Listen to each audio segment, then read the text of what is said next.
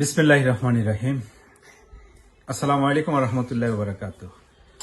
মোশাররফ স্বাগত জানাচ্ছি আপনাদের প্রিয় সাউথ বাংলাতে, যুক্তরাজ্য থেকে। আশা রাখি প্রত্যেকে ভালো আছেন আল্লাহর অশেষ রহমতে। গতকালকে বলেছিলাম যে আজকে একটা ভিডিও করব, বিশেষ করে যারা দোকানে মালাউ কর্মচারীদেরকে সাথে নিয়ে থাকেন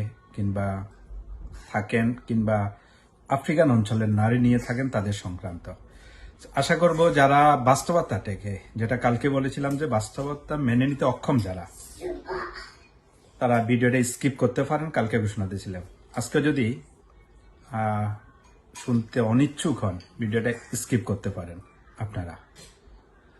তো যেটা বলছিলাম যে দক্ষিণ আফ্রিকাতে এ প্রথম নয়, এর আগেও বহু ঘটনা ঘটেছে এরকম, এবং আমরা শতবার না হাজারবার দক্ষিণ আফ্রিকা থেকে যারা সোশ্যাল ওয়ার্কার রয়েছেন, বাংলাদেশ কমিউনিটি নিয়ে যারা মিডিয়াতে যারা কাজ করছেন, প্রত্যেকে যার যার অবস্থান থেকে সতর্ক করেছে। বিশেষ করে সাউথ বাংলাতে আমার মনে হয় কয়েক ডজন ভিডিও যারা নিয়মিত দেখেন পাবেন, যে অন্ততপক্ষে এই সংক্রান্ত যারা মালাউ কর্মচারী নিয়ে দোকানে থাকে তাদের উদ্দেশ্যে। কিন্তু কে শুনে কার কথা। এখানে বলে রাখি, গতকালকে যে ভদ্রলোক নোয়াখালীর মারা গেছেন, তাকে কিছুক্ষণ আগে তার যে ময়নাতদন্ত রিপোর্ট আসছে সেখানে উল্লেখ করা হয়েছে, যে রিপোর্টে আসছে তাকে হাতুড়ি দিয়ে প্রথম অবস্থায় ঘাড়ে এবং পিঠে আঘাত করে অচেতন করে, তারপর প্লাস্টিক পেঁচিয়ে তাকে শ্বাসরোধ করে হত্যা করা হয়েছে। এবং যেটা বলেছিলাম যে তার যে বডি যে স্ট্রাকচার, যতটুকু ওয়েটেবল একটা ডেড বডিকে এইভাবে প্রসেস করা একজনের পক্ষে সম্ভব না। সেখানে সম্ভবত 2 জন কিংবা তার অধিক ব্যক্তির লেগেছে। অর্থাৎ ওই মালাউ কর্মচারী তাকে অন্য কাউকে হায়ার করেছে, কিংবা একাও করতে পারে।